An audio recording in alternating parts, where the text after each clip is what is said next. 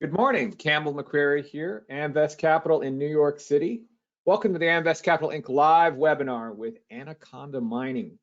Anaconda trades on the TSX as ANX, Alpha Nevada X-Ray, and as ANXGF, Alpha Nevada X-Ray Golf Foxtrot on the OTCQX, United States. Hope you'll enjoy today's program. It'll be available in replay mode. Please send in your questions in the question pane there when we get to the question session after the formal part of the presentation. And this event will be available in about an hour at amvestcapital.com/replays. And you also get an email on that. And we'll be queuing you for feedback on your way out and in an email. Please fill it out, really helpful, and it'll make it to the company in due course next few days, and they much appreciate it. Amvest is a New York-based investment management, specialist investment management, corporate finance firm focused solely on the natural resource sector. And everyone has a disclaimer these days, and this is ours. This is not a recommendation or an encouragement to any kind of position that we're taking. This call is for informational purposes only. Please read this carefully. Very pleased to have us today, Kevin Bullock, who's the president, CEO, and director of Anaconda, making you presenter, Kevin, and Rob Dufour, the CFO. Both long and illustrious careers in the sector, creating value and, as they say, by management. So with that, Kevin, if you want to share your screen, we'll get started. There we go. Excellent. So thank you very much, Campbell. Great to see you again. I'm going to try and hide my webcam. Oops, webcams. Okay, here we go. So Anaconda Mining, as Campbell said, we're on the TSX and the OTCQX, and we're a growing gold producer in Atlantic Canada, fantastic jurisdiction. And we're fortunate enough today to be focusing this particular webinar on our Goldberg gold project in Nova Scotia. But we'll take you through the presentation and focus on that. This is a picture of our operating asset in Newfoundland. We do have cash flow production, which helps us achieve our growth, our aggressive growth aspirations without diluting existing shareholders. And our growth project, which you'll see in this presentation, is now second to none with the release of the PPA results yesterday, and we'll take you through that. Cautionary, I am going to be talking about the future and therefore may or may not happen. These disclaimers are on our website if you wish to read through them. So a couple of years ago, Rob and I put together with our team a very aggressive platform for growth. We're currently a sub 20,000 ounce a year producer, but we're targeting to be 150,000 ounces of gold production per year within 3 to 5 years. And we are, I'm very happy to say, well on our way to doing that with the Goldberg gold project in Nova Scotia. We've had 10 years of gold production in Atlantic Canada, in Newfoundland at the Point Rouge project, 15 to 20,000 ounces a year. And we continue to have 2 to 3 years of mine life ahead of us as we've had for the last 10 years. And we keep generating cash flow there. Obviously a top tier mining jurisdiction. And we are the only fully permitted operating gold mill on the island of Newfoundland, which gives us a distinct advantage and leverage. Over the last couple of years, we've been able to build a very strong treasury and a robust balance sheet, and we continue to generate free cash flow. The Goldberg gold project certainly has taken over as a great development project and a lot of value within our company. This is a project that we acquired in 2017, and we have 100% ownership with no royalties and no streams. It's a low-risk jurisdiction. And we're approaching 3 million ounces in all categories, of which close to 2 million is measured and indicated. The deposit is open in all directions for growth, and we envisage this being a very large project. But for starters, we initiated and put out the results of a preliminary economic assessment yesterday morning, which shows the true value of what this will be over time. A net pre-tax present value at 5% discount of 800 million and 29% IRR. After-tax NPV 5% of 547 million Canadian, IRR of 24.4%. So multiples of our current market cap. This is at a $1,550 gold price. At today's gold price, this is worth after-tax 700 million, NPV 5%. We are and have been doing a definitive feasibility study for quite some time now, and we expect to deliver the results of that at the end of this year, which will be a phase 1 feasibility based on the open pits only, whereas the PEA shows the project over time, including underground being added on in year 5 or 6. We do have the Point Rouge project, which again is still producing cash flow, and a very exciting exploration project east of our producing mine, where we hope to find higher grade deposits to put through the mill in Newfoundland. We are an experienced team. We've done this before. My history stems back to being an underground miner in the mid to late 80s and working my way through operations, and then basically running companies for the last 20 years as CEO, including helping take IAMGOLD public in '95. I moved to West Africa to do that. Found an asset for a shell company called Fox Point Resources, which we negotiated the purchase of the Macassa mine and mill and changed the name to Kirkland Lake Gold after I went up to Kirkland Lake and reopened that mine, and that's been quite successful. And started my own company called Volta Resources, which was sold to B2 Gold in 2012 for $100 million. And I'm still a director of that company as a result of that transaction. I'll hand it over to Rob Dufour now, our Chief Financial Officer, just to introduce himself. Thanks, Kevin. I appreciate everybody's time today. Myself, I've been with the company for just about 3 years now. I'm chartered accountant by background, but my career has been all mine operations and mine development, particularly in precious metals. Back with companies like Northgate Minerals and Orico Gold. Spent 3 years living in the Bendigo gold fields, working with operations there. And then when I relocated back to Canada, was appointed CFO of Crocodile Gold, which was a very large gold producer with many operations, but had some very interesting challenges, balance sheet and otherwise. But over a couple of years, we cleaned that up, became very profitable, and attracted the attention of Lucas Lendine's vehicle, Newmarket Gold. And at that time, we put those companies together. I became CFO of Newmarket Gold up until the point we sold that on to Kirkland Lake Gold, which of course has become a very successful company. And much like Kevin, saw us an interesting package of assets here that probably didn't have the right focus on growth, but with the right people and the right strategy, you can do something really special. I think we'll demonstrate that today. So in terms of corporate structure, just to update from last time we talked about it, we did an $8.5 million charity flow through financing, which enabled us to raise $8.5 million at a 32% premium to market. We don't need to raise money to pay for corporate overhead, but we will be opportunistic when we can do premium financing to minimize dilution and be aggressive on growth. And that just will complement what's already a very strong treasury. We ended Q1 with $14.5 million in cash. We have 5.5 million warrants that come due in the next 3 months. They're very much in the money at today's price. And we continue to generate free cash flow at our mine site, as Kevin mentioned. So we're in a very good position from a treasury perspective to aggressively continue with our growth program.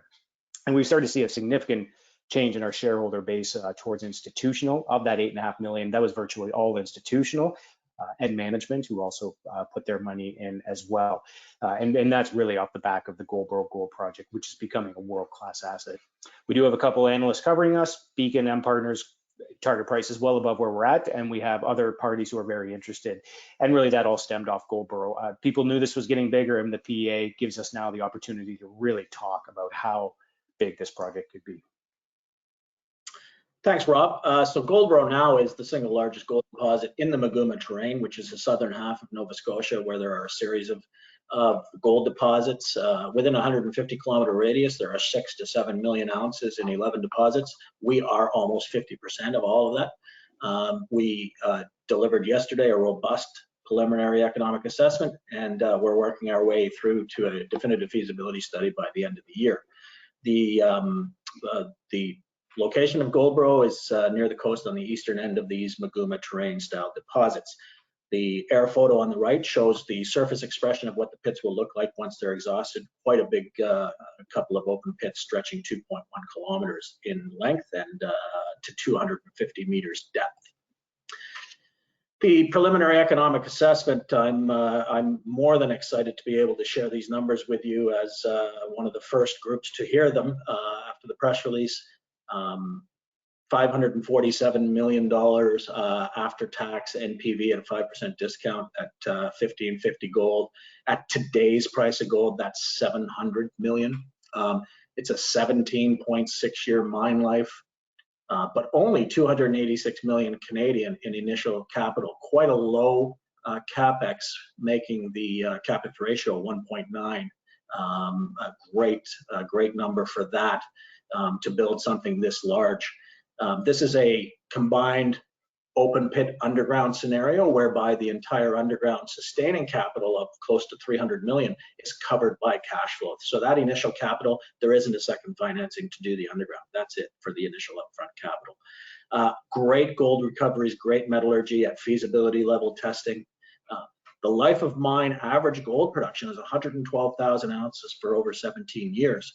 But it breaks down into an open pit phase for a few years at close to 90,000 ounces a year for the first 5 to 6 years, and then steps up to about 137,000 ounces a year on average for the next 8 years, and then tails off with just the underground after the combined open pit underground, after the open pit is exhausted and the underground continues. Fantastic operating cash costs of $668 an ounce, and life of mine all-in sustaining costs at $799. This is below the average for larger mid-tier and larger companies. It's a fantastic number that we're happy that it turned out because of such a high-grade gold deposit. It is the highest grade undeveloped open pit mine in the Maritimes. This base case is at $1,550 gold and an exchange ratio of 1.29 to use a $2,000 Canadian gold price. There's a lot of tonnage movement, including waste. This is a high strip ratio, so we're moving 115 million tons of rock for 15 million tons of ore with a 96.4% recovery.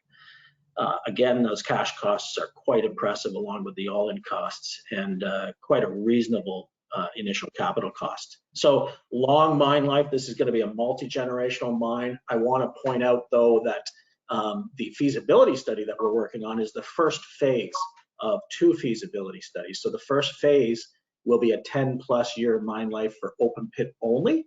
And as we get into mining, permitting that and mining the first couple of years and understanding the deposit better and getting down deeper to be able to do cheaper drilling to drill off the inferred ounces that cannot be used in feasibility, we'll do a second, a couple of years into production, we'll do a second phase 2 feasibility of adding the underground into the situation. So the PEA is going to show what will happen over time, whereas the feasibility have to be based on measured and indicated. And I want to make sure that people are aware that there will be a big difference between those two, but the ultimate value is the PEA value and beyond. It's a robust project, and we're quite happy to have something that will be a multi-generational gold mine. Here it is in chart form. You can see the first 5 years is open pit only. Then there's a bit of development ore from underground as we develop in year 6 and 7. And then we hit 137,000 ounces a year on average for the next 5 years. And then it tails off to 1,000 ounces a year from just the this is quite a telling picture. You can see the actual sustaining capital costs, including contingency for year 5, is $61 million, and that's to start developing the underground and getting it going strictly out of cash flow. And you can see the buildup, the actual after-tax cash flow on an annual basis there, which is quite impressive. And overall, the cumulative is over $1 billion of cash flow from this particular operation. Quite impressive. Looking at sensitivity, again, at today's price of gold, we're talking about over 700 million after-tax value. At higher prices, we're approaching $1 billion. But this even works at $1,240 gold, providing a 5% discounted value of 224 million. So quite a project that's going to continue to grow.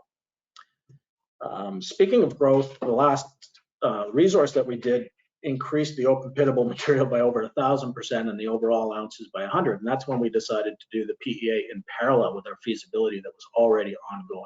So we are well into our feasibility. So this PEA is quite accurate. It's not a thumbsuck. It's based on a lot of detailed work. And it's based on this mineral resource, which we have now that's approaching 3 million ounces. We've raised a lot of money, as Rob said. We have an aggressive diamond drill campaign and IPG geophysical surveys going on. There is opportunity to the west of the two pits that are in our PEA. For 1.5 kilometers, you can trace the strike of the mineralization to another past producer from the Goldberg era called Dolliver Mountain. There's not much work done in there, so we're going to do geophysics and a lot of drilling. Potentially add another open pit the same size. So there's a lot of growth potential here to the west of our western pit. And we'll be focusing on that going forward as we work on the feasibility. We'll all be working on expanding the project as well.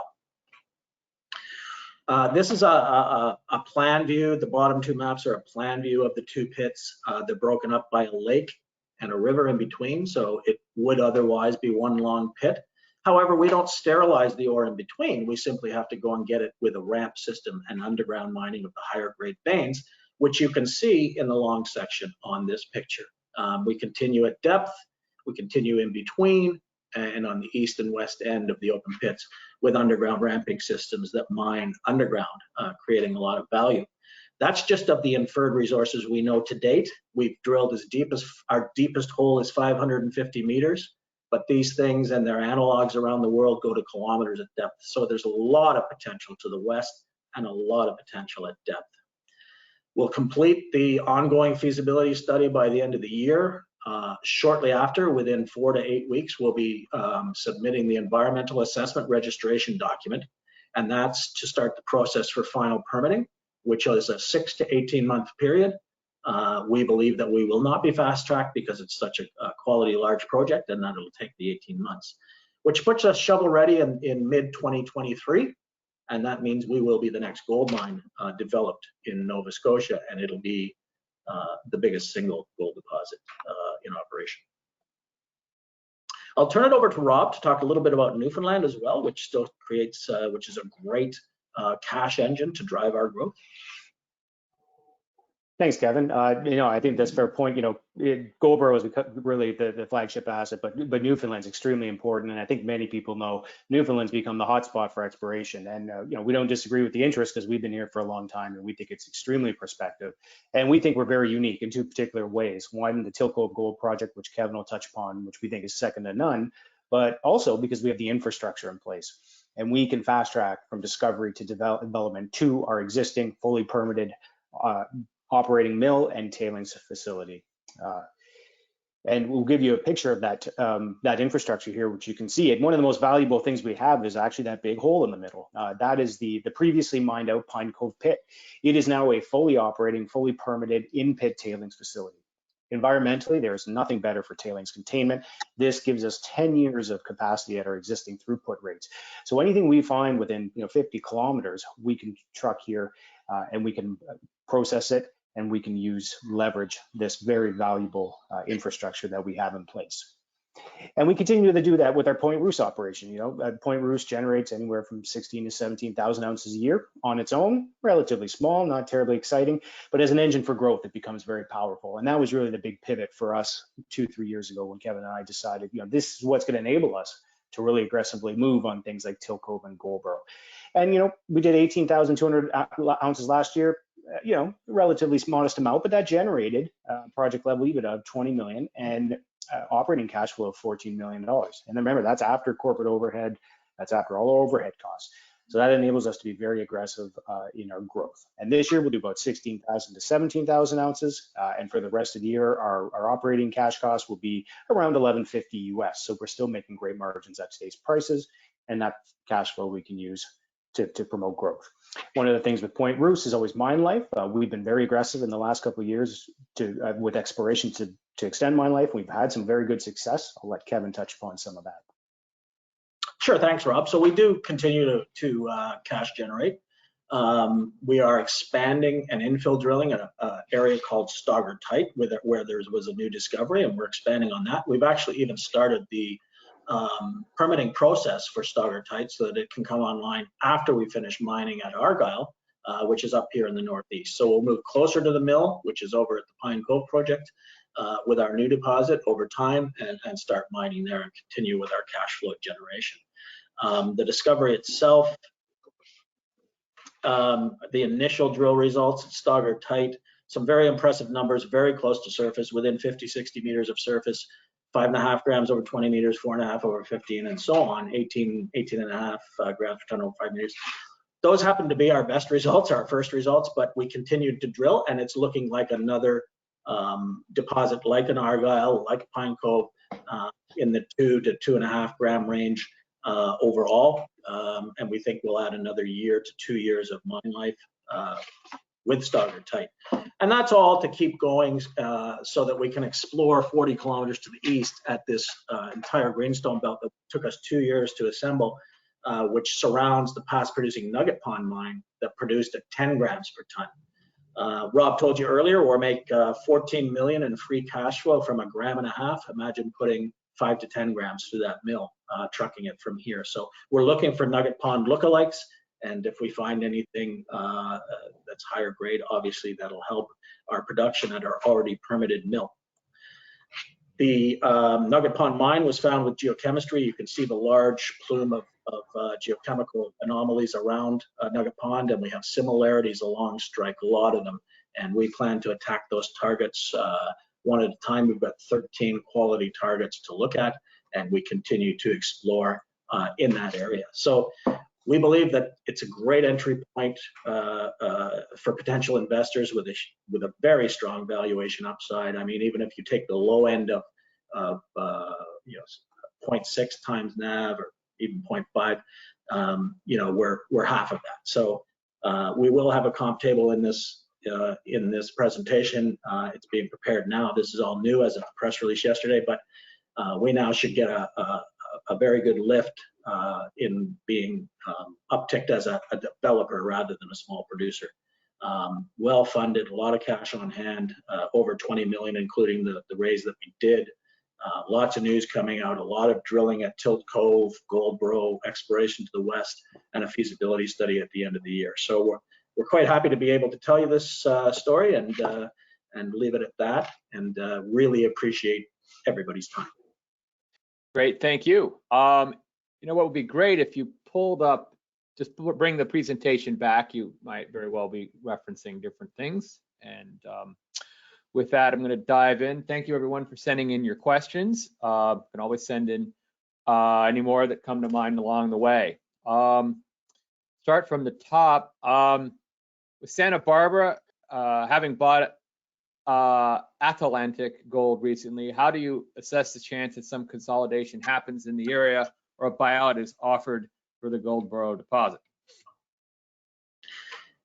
I think that there's synergies throughout the world in our business. Deposits are where they are; they can't be moved, and when they're near each other, there's synergies that make sense. We're very far from Atlantic Gold's producing mill, but we're close to one of their deposits at the eastern end of their series of deposits. So there might be some synergies there. There's obviously roll-up strategies in Newfoundland as well. But we're building a company here. We want to build this mine. We think it is highly, highly valuable to be put into production. It's a first world. It will be financeable by our size. And we plan to bring this into production and then grow from there with our own acquisitions. Do you think it will be a challenge to get financing for building the mining complex at Goldberg without going too much on the equity side? What is the state of the the debt markets for you? Rob? Sure. I think we're feeling very confident about the ability to finance this on two ways. One, I think the upfront capital right now of 286 million is very feasible for a company of our size. There's a lot of juniors out there with great projects with $700 million capital. That's not the case here, and we think there's some opportunity to reduce that capital as well. And as Kevin alluded to, I think we're going to have lots of people interested in this. jurisdictional risk is becoming a key issue, and I think will only accentuate moving forward. So to have a gold deposit of this size, this grade, this robust in Canada, you know, I'm not going to suggest it's going to be easy. It's always a lot of hard work to put these packages together, but I think we're going to have a lot of people interested. And in fact, we already have. You know, we're probably about a year away from really kind of getting into project financing details, but I think there'll be a lot of opportunity. You know, we're mindful of dilution, but certainly depending where our equity price is, you know, will determine, you know, what is that right mix of debt and equity. We don't want to over-lever. We don't want to burden the project, and we're very fortunate as well. This project is worth noting. It's completely unencumbered, no royalties, no streams. It is free and clear, and you know, our goal is to keep it that way and to see the upside value of gold price accrue to the shareholders going forward. Do you think that your 150,000 ounce a year production target will be reached with your current assets only? Not on a regularized basis, Campbell. You know, part of our strategy of growth is to develop Goldboro and continue mining at Newfoundland. It's possible we have a discovery at Tilt Cove that does that, but one of the prongs of our approach to growth is M&A activity as well. Once we've shown the value and have leverage at Goldboro. What about Dolliver Mountain to the west? Yeah, great question. Dolliver Mountain was the same era as Goldboro, two underground mines in the late 1800s, early 1900s, and you know, we've been identifying a lot of mineralization and now an economic discovery in between. But we haven't looked from the western boundary of our western pit to Dolliver Mountain, and that's what we'll be doing over the summer. To the best that you can answer this question, can you talk about thoughts on your valuation? Yes, the value of Goldboro is $547 million Canadian and an NPV 5% discount, and our market cap currently is 125 million.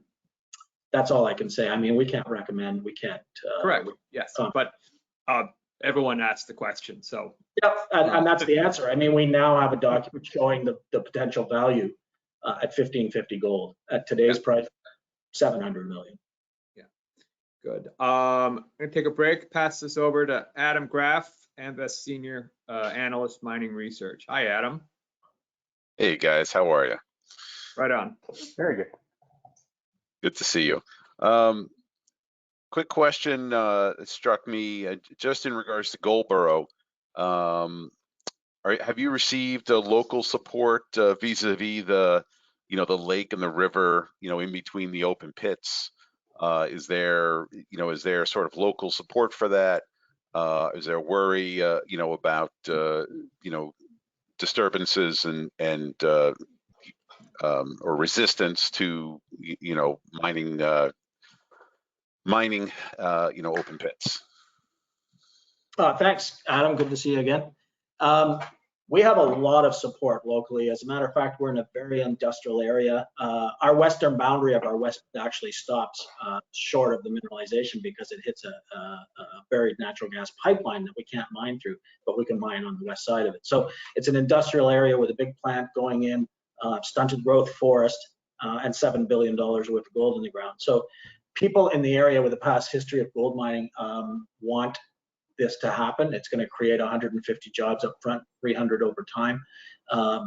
And we've had 3 open houses for where people can come and put in their worries about a mine going up in the area, and we haven't received one. We've just received hundreds of resumes.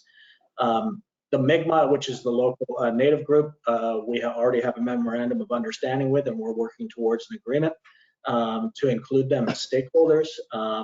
We have a very good situation up by where we're at physically.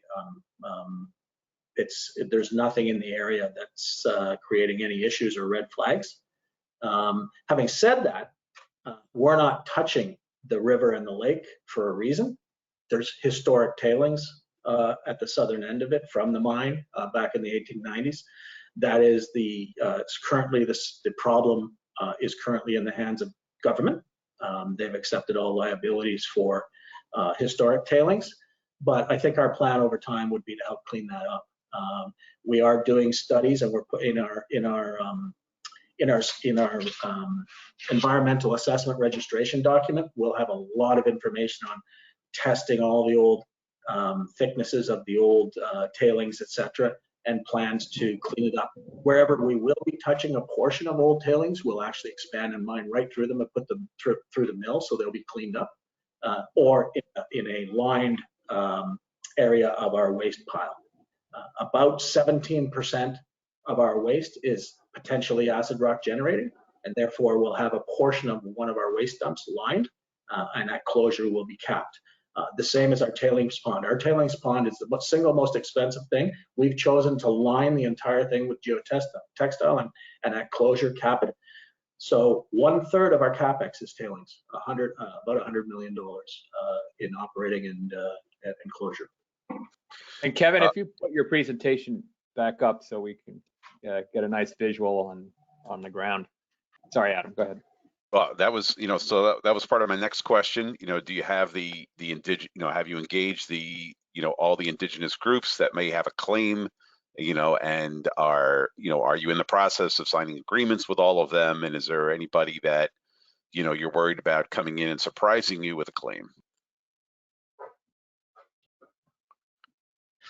We have a very good relationship with the Mi'kmaq. I've met with the local chiefs many times. They're in favor of this project. All they're asking for is help to train people so that they can apply for jobs that are available. They're not even asking for a quota. We have a great relationship with them. So we don't see any issues going forward with the district of the town of Guysborough is 100% behind this, willing to help. Wants it to happen sooner rather than later. They're requesting that we help train or teach children, so that children, typically in Goldberg area, children leave at an early age to go and find other things to do in other areas and places to work, and they just want help trying to retain people to work at the mine and stay in the district. So we haven't had any issues or any complaints or any opposition to this mine to date over the last 3 years. And Kevin, maybe I'll just add just to the question about indigenous risk. In fact, in Nova Scotia, there is only one Indigenous historical group, which is the Mi'kmaq, which is a little different than maybe some other areas like Ontario or Quebec, where you have some of these overlapping claims and you can have that. So in our instances, that's not a risk because there is just one group that we work directly with. Excellent, excellent. And Kevin, you brought up the historic tailings. Is there an opportunity there to test those tailings over time, so when you guys transition from open pit to underground, you can use any excess mill capacity to rerun those tailings? Yeah, we're doing a full suite of testing of them, but it's not for that reason. There really isn't a lot. Because it was small underground production in the late 1800s. But we would put them, if it makes sense economically, even if it's break even, we would put them through the mill, and if not, we would put them in the lined area of the waste dump. Great. We will help clean up the area, even though it would be, perhaps there's even government incentives to do so. And then Kevin, as you guys transition fully to underground, does it make sense to then put the tailings in the old open pits? We're going to use the tailings for paste backfill. We'll have a paste backfill plant, so we'll use the tailings in that. We've tested it and it'll work. And there are a lot of opportunities for the open pits, and I think the better one than putting the tailings into it, because the tailings facility will be fully scaled anyway. For the process is to put waste into the east pit as we continue in the west pit, instead of hauling it to a waste dump. Excellent, excellent. And then Kevin, I know obviously we talked a little bit about the water on the surface, but is there going to be an issue with water as far as keeping the pits dry and keeping the underground dry? I don't know where the water table sits there. Yeah, well, we're currently drilling our holes for our pump tests and our water analysis and our water flow analysis, and all the work we've done to date shows that it's just it's fine. There's not going to be a heavy inflow of water into the pit, totally manageable. And the underground, will the inflow into the underground, will that just be pumped up and then into the pit, or what's the thought process there? Yeah, that'll be pumped up either into the pit or into the tailings pond, and then treated if need be in the polishing pond from the tailings. Okay. And then shifting focus to Newfoundland, what struck me is when you're moving from Argyle to the new mine. I apologize. I don't have Stagger Tight. Stagger Tight. So was I understanding there that you see the grade could be 3x the grade of Argyle? Argyle is about 2 grams in situ, and Stagger Tight is looking to be maybe 10% higher than that. It's not 3 times. It's 10% higher. Okay. I think perhaps you might be referring to Tilt Cove, where that's the goal there, is to find. Yes. Sorry. Tilt Cove, the exploration property 40 kilometers to the east, we're looking for another Nugget Pond lookalike, and that was a 10-gram producer, diluted 10 grams. We're looking for similarities to that. That would be a 5 to 6 bag. Okay. And what's the size of the mill you guys have at Newfoundland? It's about 1,400 tons a day. It's a flotation plant followed by a small CIL tail. So it's the capacity of it is more than enough for small deposits, like small high grade deposits like Nugget Pond, or even large lower grade open pit deposits. Are you guys using it fully now just with the Argyle ore? It was designed for 800 tons a day, and we've made serious improvements over the last few years, and it's doing 1,400 now. We're pushing as much through as we can. Okay, excellent. So if you were able to define better grade at Tilt, you just preferentially send that tonnage through. Yeah, we're an NPV based company, so we'd put the higher grade through first. Yes. I know it's an obvious answer. No, I mean that's the answer. Yeah, absolutely. You're absolutely right, Adam. All right, excellent. Let me pass it on to Erdy for if he has any questions. Thank you, Adam. Hi, Kevin and Rob. I want to ask, what is the average transition depth to underground mining? Our pit, the west pit at Goldberg, goes 250. Oh, there we go. 250 meters deep, and the east pit is 200. But 2 of the 4 portals start within 100 meters of surface, within a few benches down from the pit, so that we can keep the ventilation fans and all the noise down in the pit, and start the underground mining between the 2 pits. As you know, we chose not to touch the lake and river, and therefore we need to go underground to get this ore in between the 2 pits. And there is opportunity to start these underground ramps sooner than what is in the PEA at the moment, with further work. So, I would say that some of the underground mining starts close to surface in between the 2 pits, but most of it is 200 meters to 400 meters. What are like some operational tackles on doing both mining methods at the same time? Well, they're separate from each other, so there's really not that much of a difficulty. One of the difficulties in the underground mining is the ever-changing dip of the ore body. Because these are anticlinal systems, you have everything from vertical to horizontal and everything in between. So the mining methods vary, and some of it is lateral development, and some of it is long hole with fill. But the open pit mine will be your regular truck and shovel, not an issue, while the underground is separate from that. Thank you. How does the ore change when you go deeper? Well, it doesn't. It's a pretty consistent deposit, but I can say that the open pit mine is taking in the host rock, which is mineralized between 0.3 and 1.2 grams per ton, whereas that doesn't meet the cutoff grade for underground. So the underground mining will be at much higher grade than the open pit, but only because you're going after the veins themselves and not the mineralized host rock. And my last question is, when we look at your business plan and other 2 projects that you have, Is there any opportunity that those two projects can help to finance the Goldberg? Well, they're helping finance the feasibility till we get to the point of feasibility and have the permitting going. But obviously, at 285 million Canadian capex to build this over 2 years, there will have to be a project finance package for that. But we're fully funded to get the feasibility done and do a lot of exploration drilling and all of our plans this year. You guys want to keep all three projects in this company? We want to do what's best and most accretive for shareholders, which include us. Both Rob and I are big buyers on the market. We didn't found this company, and you know, there are times where roll-ups make sense and times where they don't. We're not in a position where we have to be forced to do anything, but we'll look at opportunities as they become available and as Goldberg becomes more and more valuable to the company. Thank you, Kevin. I want to pass it to Campbell. Okay, great. Thank you. A few more questions, and then we'll wrap up. Is the gold at Goldberg evenly distributed throughout the saddle reefs, or is it uniformly spread out?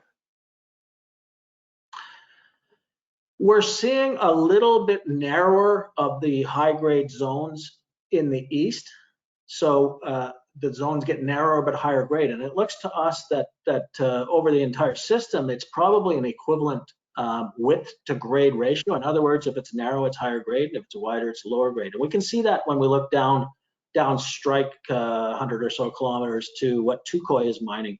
They have very wide intercalated zones, but they're much lower grade. So, you know, there are two end members to the Maguma systems. One is very wide intercalated argillites and sandstones where the argillites are mineralized at low grade, open pit scenarios like Touquoy.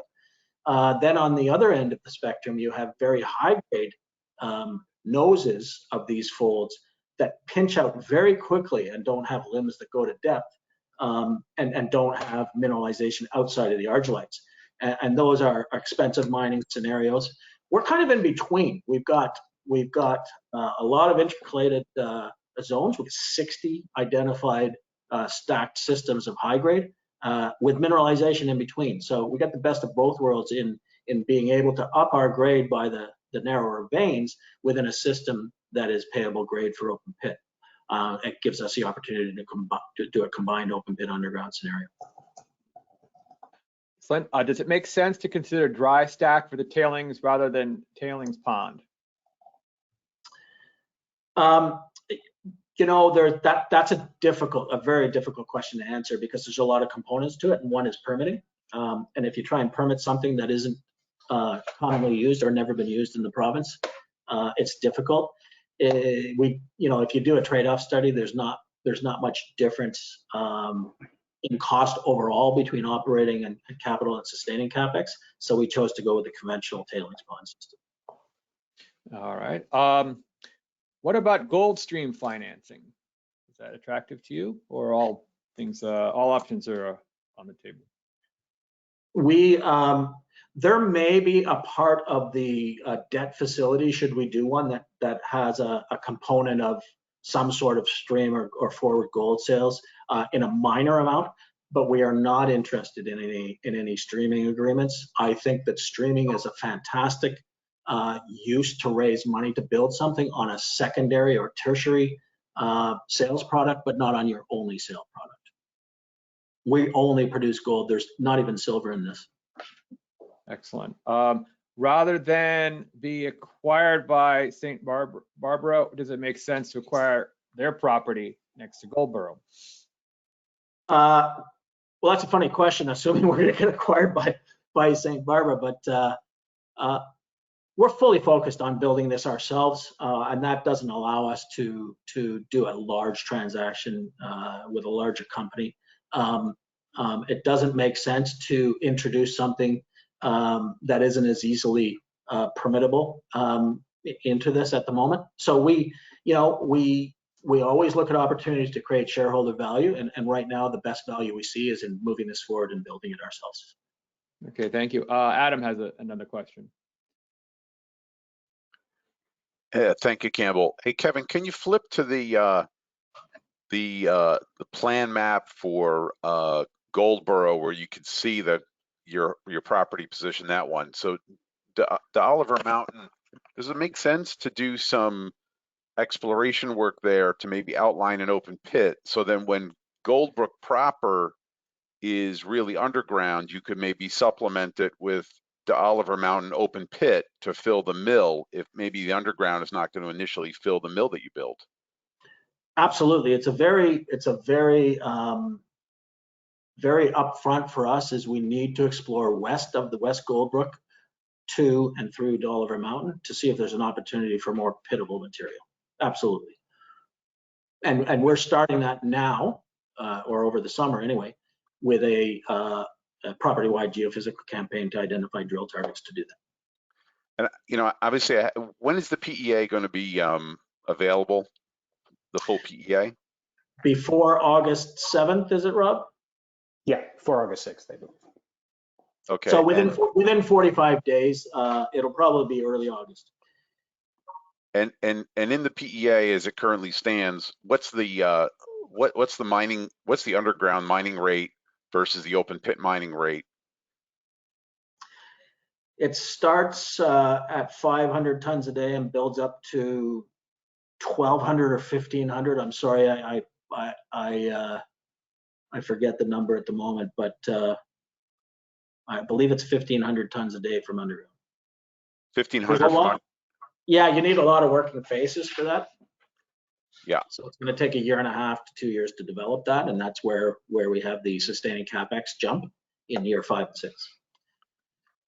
So ultimately 1,500 tons a day underground. Then what's the open pit mining rate? Well, that'll drop down then to 2,500. And the mill capacity, the throughput capacity? Oh, the mill capacity is 4,000 steady, all the way through from open pit mining to combined to the time the open pits are exhausted, and then it drops down to just underground at less throughput, but at a much higher grade because you're only mining the lenses, so you still have 100,000 ounces a year. Right. Point being, you'll have 2/3 kind of extra capacity at the mill to handle open pit ore potentially from the west. Yeah, or even more underground. I mean, there's opportunity here, a lot of opportunity here to keep that mill going, and that's why I keep saying it's multi-generational. All we can show right now is what we've drilled, but we believe there's a lot more at depth and there's a lot more to the west.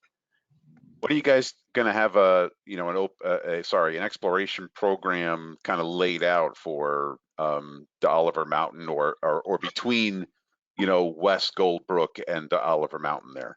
Yeah, it'll be around the end of the summer when the actual geophysics is done and we can actually plan according to reality on the ground.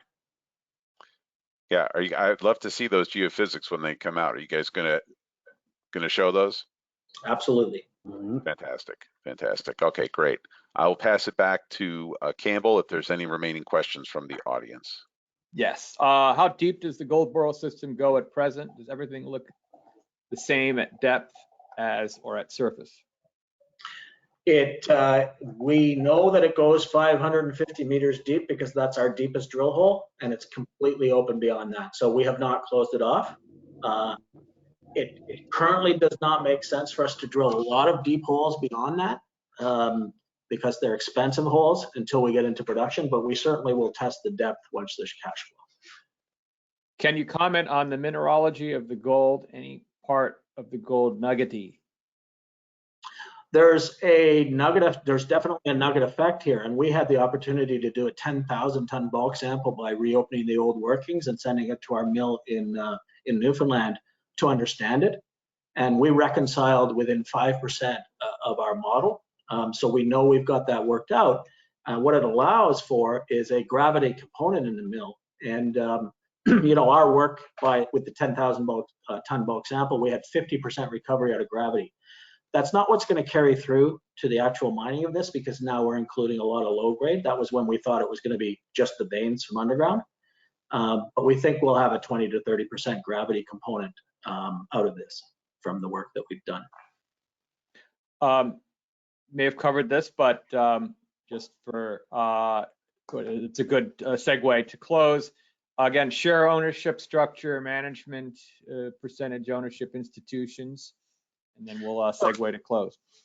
Sure. When we started this growth program a little over 2 years ago, we had, I think it was 8% institutional ownership. Today it's over 22 and growing. Share ownership, I can only tell you that Rob and I have both put well in excess of our salaries back into the company on the market. You can check that on SEDI, insider buying, and we continue to buy because we think there's value. Management owns 3 to 4%, and we continue to build on that. Great. Maybe you want to turn to the contact us slide or something like that. But I want to thank everyone for tuning in, for your great questions and enthusiasm and great attendance and some really great live numbers today.